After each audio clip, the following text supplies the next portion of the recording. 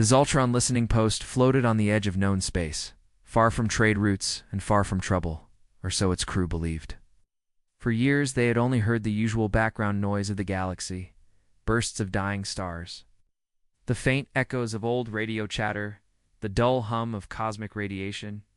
But one quiet shift was broken by a sound no one could explain. At first it was soft, almost like a heartbeat pulsing through their sensors at steady intervals.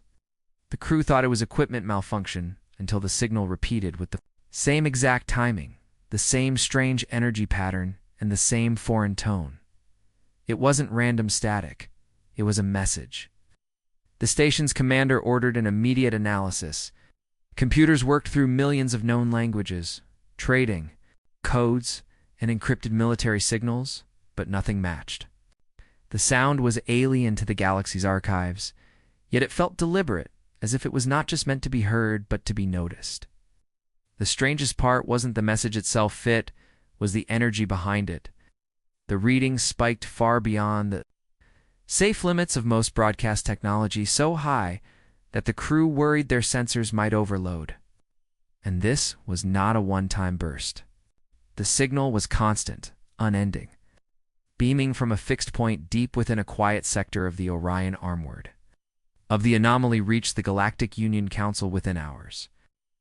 Dozens of analysts and scientists across star systems worked on it, but even the Union's most advanced AIS failed to break its code. The location was finally pinpointed coordinates of a small, unremarkable solar system. One yellow star, several rocky worlds, a few gas giants, nothing that should be producing power on this scale. Bait. The origin point of the signal was a small, blue planet, lush with water and oxygen, and brimming with life. On paper it looked like a typical developing world. But the interference it produced during scans was unlike anything the Union had faced before. Long-range imaging blurred at the edges, temperature readings fluctuated wildly, and even gravimetric data came back inconsistent. As if the planet was bending the truth around itself, the Council assumed it was a shield system of unknown design, perhaps a relic from some forgotten war. They dispatched a scout vessel, the Raltex, to investigate up close. It sent a single confirmation ping after entering the system, then fell silent. At first, the Council thought it was a comms blackout, but when they sent more ships to recover the Raltex, those ships also vanished without a single distress signal. It was as if they had been erased from existence. This was no longer just a strange broadcast, it was a threat to Union authority. The Council could not ignore it. They tried deeper scans, pushing their most powerful observation arrays toward the blue planet. What they saw, if it could be trusted, only made the mystery worse. From orbit, the world looked alive, and vibrant oceans shimmering under sunlight. Vast green continents, white clouds drifting in perfect patterns, but the sensors reported something else entirely. Massive power surges deep underground, sudden bursts of heat from unknown structures hidden under oceans, and gravitational anomalies appearing and vanishing in fractions of a second. Every reading told them this world was not what it seemed. Worse, the interference seemed to grow stronger the longer they observed it, as if the planet was aware it was being watched and was fighting back.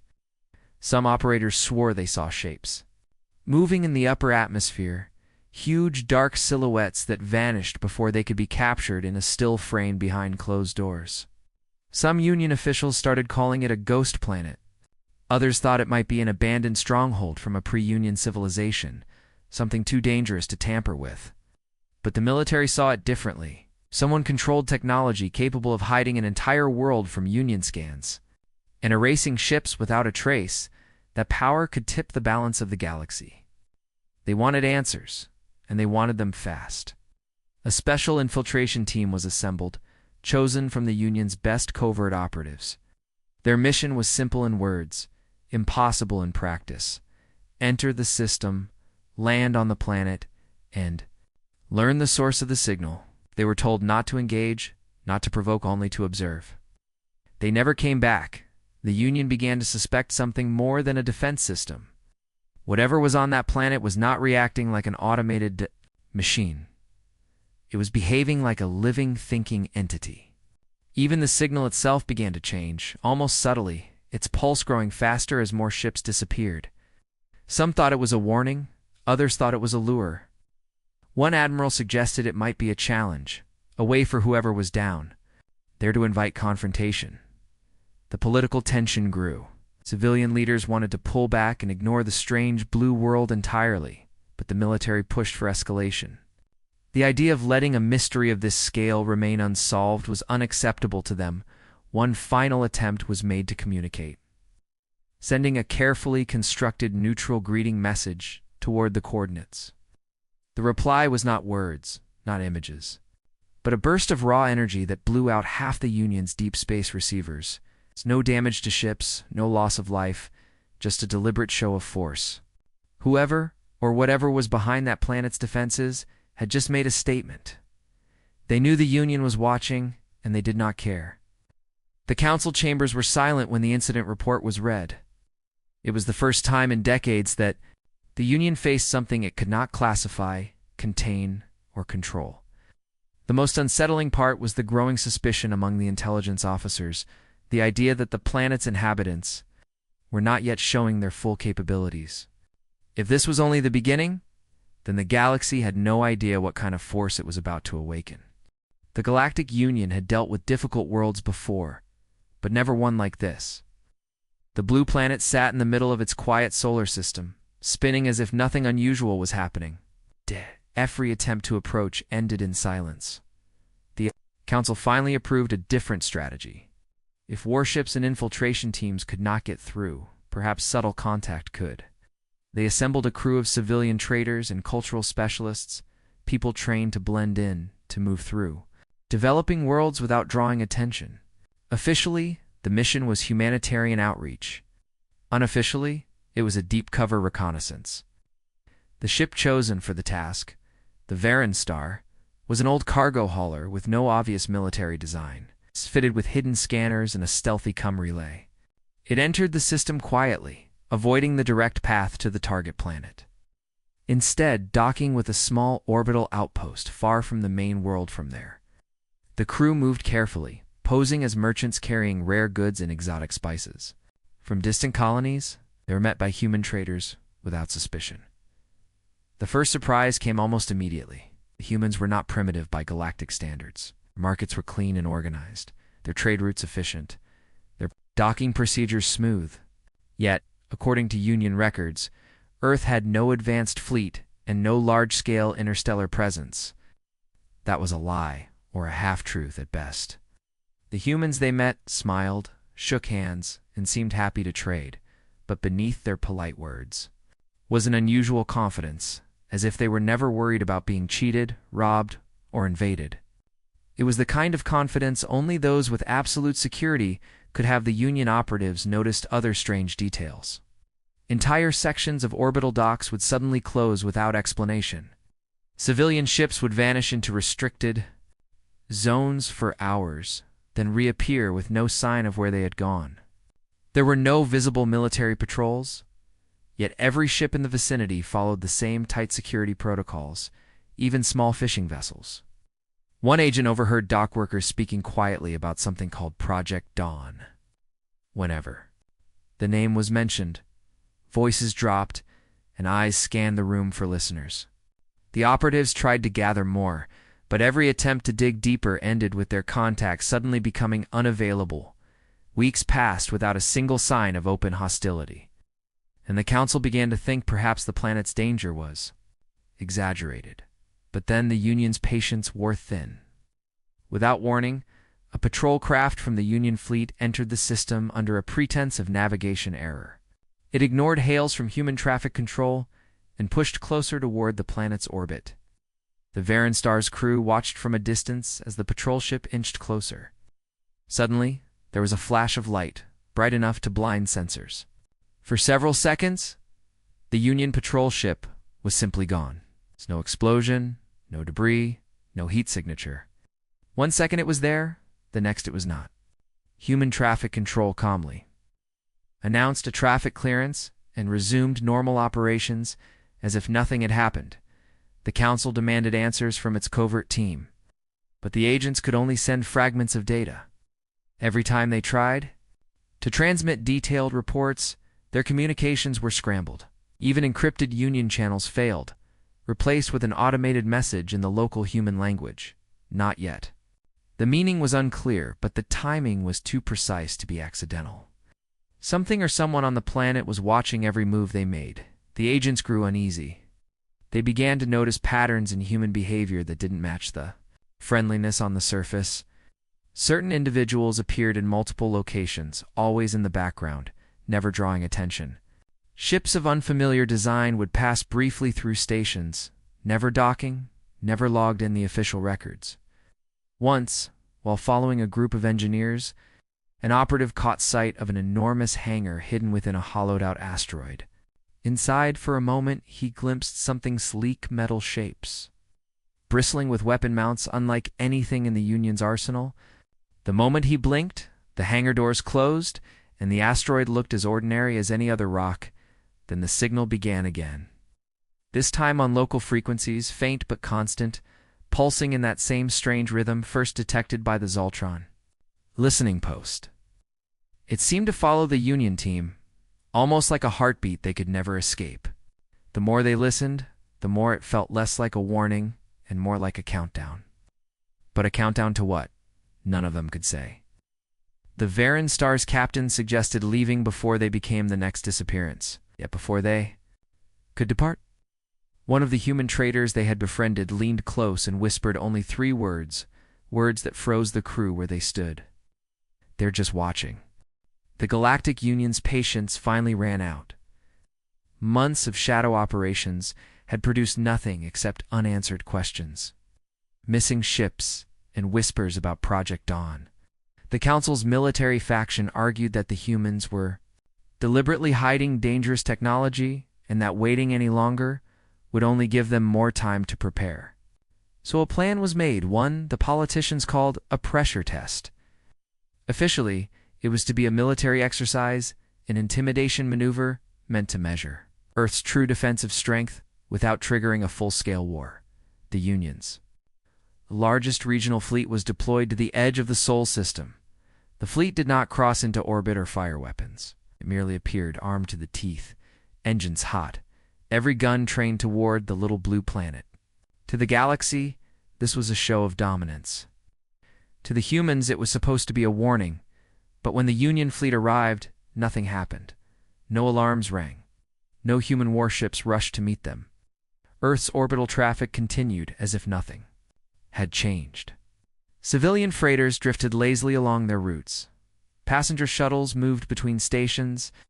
It was as if the humans didn't even notice the largest war fleet in the sector parked outside their home system. Union admirals interpreted this as proof that Earth's defenses were overstated, that the blue planet had been bluffing all along. They decided to push further. A detachment of destroyers advanced toward the outer planets, testing response. Times. Still no reaction. It was almost disappointing, then something strange happened. Without warning, the lead destroyer's lights dimmed. Its engines sputtered. In less than 10 seconds, it was drifting powerless through space. The ship's crew tried to reboot systems, but their controls were dead. One by one, other ships began to suffer the same fate. Shields collapsed, weapons went offline, even life support readings froze. The outside, nothing appeared to be attacking them, no visible weapons fire, no missiles, not even a spike in energy readings.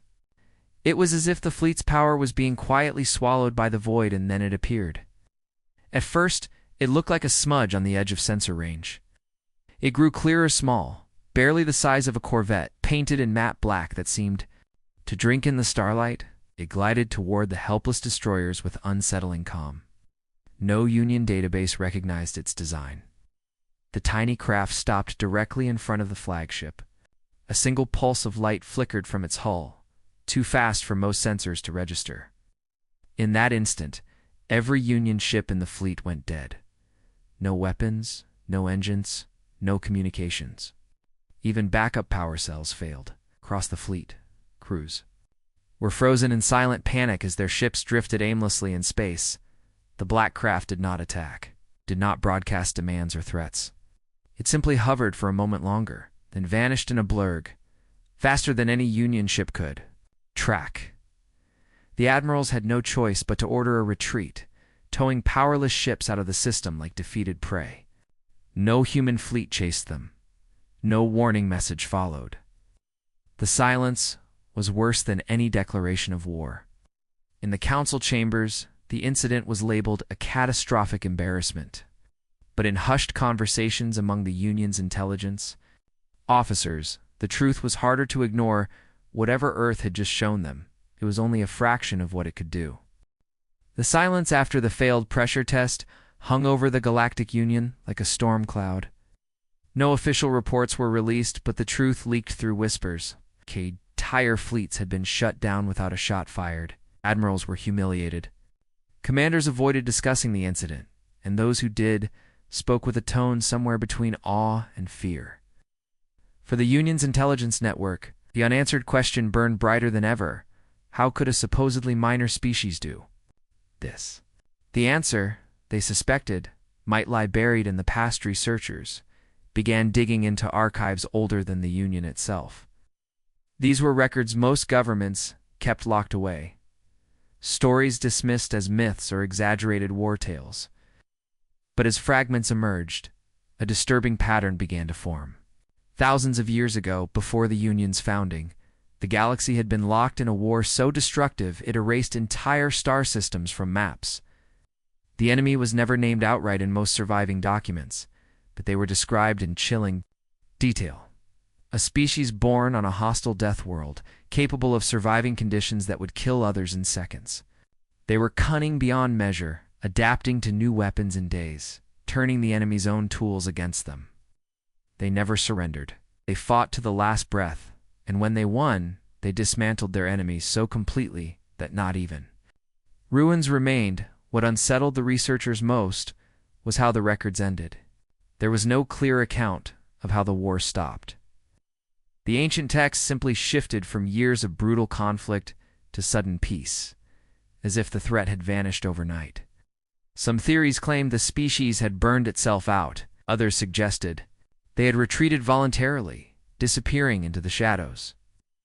But one detail appeared too often to ignore: a world described as the Blue Jewel, rich in oceans, guarded by storms, and feared by all who had faced its warriors. Cross-referencing old star charts with modern maps left no room for doubt. The Blue Jewel was Earthwind. This information reached the Council. The reaction was divided. Some dismissed it as coincidence. Others insisted the humans of today were not the same as those ancient warriors, that millennia of peace had softened them. But those who had seen the footage from the Sol system were not convinced. The way Earth had disabled an entire fleet without destruction, without even revealing its main forces, that was not the action of an unprepared civilization. That was a predator measuring its protha. Union debated for weeks. Military leaders pushed for a preemptive strike, claiming that if Earth truly had the power of those ancient warriors, it was only a matter of time before they used it. The more cautious voices argued that such a strike might awaken exactly what they feared. But one truth was becoming impossible to ignore. The galaxy had been wrong to think it understood the limits of human strength. If the old stories were true, what the Union had witnessed so far wasn't Earth at full power. It was restraint, and restraint, everyone knew, could vanish in an instant if provoked. The Union's final decision was made behind closed doors, in a meeting so secret that not even the location was recorded. In the end, the voices of fear and arrogance won out. The Council's military leaders argued that humanity's so-called restraint was nothing more than a trap, a way to lull the galaxy into complacency. They claimed the only safe path was to hit Earth with overwhelming force before it could fully awaken. So the largest fleet in recorded history was assembled, thousands of warships from dozens of species, bristling with the most advanced weapons known. They called it Operation Final Dawn, a name chosen to symbolize the end of Earth's shadow games. In their minds, the humans would be crushed in hours, their secrets stripped away, their hidden technology absorbed into Union control when the fleet emerged at the edge of the Sol system. The admirals expected chaos. Instead, they were greeted by silence. No panicked transmissions, no scrambling defenses. The civilian ships in the outer system simply altered course to keep clear of the invaders. The Union's commanders took this as confirmation of their plan. Earth would be easy prey. They advanced slowly, tightening formation, bringing their weapons into full charge. Then, without warning, strange readings began flooding their sensors. At first, they thought it was interference from the planet's infamous signal, but this was different. Energy spikes flared from multiple points across the system, massive, coordinated, and impossibly precise. Gravity itself seemed to ripple, bending their trajectories ever so slightly. Communications began to lag, then stutter, and fail entirely in certain sectors of the fleet hand. Then Earth's sky opened at first. The Union thought it was an atmospheric phenomena, clouds splitting, storms spiraling upward. But as their visual feeds cleared, they saw the truth. From the high atmosphere, colossal ships emerged, their hulls black as void, their edges shimmering with faint light. They were unlike any Union vessel, ancient in design, yet impossibly advanced, each one large enough to blot out a city from. Orbit more kept appearing, not just from the planet, but from the darkness of space itself, where they had been hiding undetected. Some had been buried under the oceans, others concealed within the shadow of the moon, and still others drifting, invisibly far beyond the asteroid belt. The Union's fleet, proud and vast, suddenly looked small in comparison. Then a voice spoke not in the Union's trade tongue, but in flawless translations on every channel, every language, every ear, calm, cold, certain. You thought we were asleep? We were only watching. The human fleet moved into position with surgical precision, forming an impenetrable wall between the Union's armada and Earth. They did not fire, they did not advance. They simply waited, daring the Union to make the first move. The admirals, still convinced of their superiority, gave the order to attack. The first wave of weapons fire streaked toward the human ship's plasma bursts. Antimatter torpedoes, even experimental singularity warheads. The humans responded not with shields but with impossible maneuvers, bending space around themselves. So the attacks missed entirely. Some weapons simply vanished mid-flight, their energy dissipated as if it had never existed. And still, the human fleet did not return fire. It was not mercy. It was a demonstration. The first wave of the Union's assault should have shattered any opponent. Instead, it vanished into nothing, swallowed by maneuvers and technology the galaxy had no name for. Confusion spread across the Union's fleet. Captains barked orders. Weapons crews tried recalibrations. Engineers rerouted power. But before they could launch a second strike, the human fleet began to move. It did not rush forward in a chaotic charge. They advanced like predators, slow and deliberate, every formation perfect, every movement calculated. The black-hulled giants glided through space with unnerving grace, their silhouettes blotting out stars. Smaller, faster human craft darted between them like hunting animals, vanishing and reappearing at impossible speeds. The Union ships tried to adjust targeting, but the readings flickered, shifting between multiple positions as if the humans were everywhere at once. Then the real attack began. It was not a hail of missiles or beams.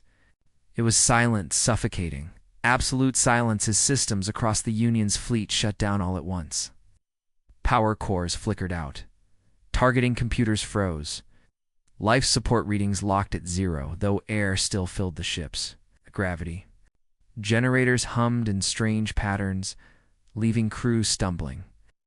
Union commanders screamed for answers, but their voices came back to them distorted, as if something inside their own systems was playing tricks. For a brief, terrifying moment, every Union ship drifted helpless in the dark. And then the humans spoke again. This is not our strength. This is restraint. Without warning, the human fleet reappeared in multiple positions across the battlefield, as if space itself bent to their will. They struck not to destroy, but to disarm. Entire battleships were dismantled mid-flight, their weapons and engines stripped away in seconds by swarms of tiny, insect-like drones. Other ships found their munitions bays empty, warheads gone without any record of being removed. Massive carriers were left floating, their fighter wings missing unlaid, to later be found perfectly intact, corralled together far from the battle zone. Not a single shot was fired at a crew. Not a single life was taken. But the Union's fleet was reduced from a war machine to a graveyard of powerless hulls in minutes. The surviving admirals finally understood. This was not a species struggling to defend itself. This was a species that had been holding back so completely that the galaxy had mistaken patience for weakness. And in that moment, every Union officer knew the same truth if humans had wanted them dead. The battle would have been over before it began. When the disabled fleet was allowed to limp away, a single message followed them, transmitted across every known communication network in the galaxy. The voice was calm, certain, final. If you want peace, keep your distance. If you want war, you won't survive it. From that day forward, no one dared approach the Sol system without invitation.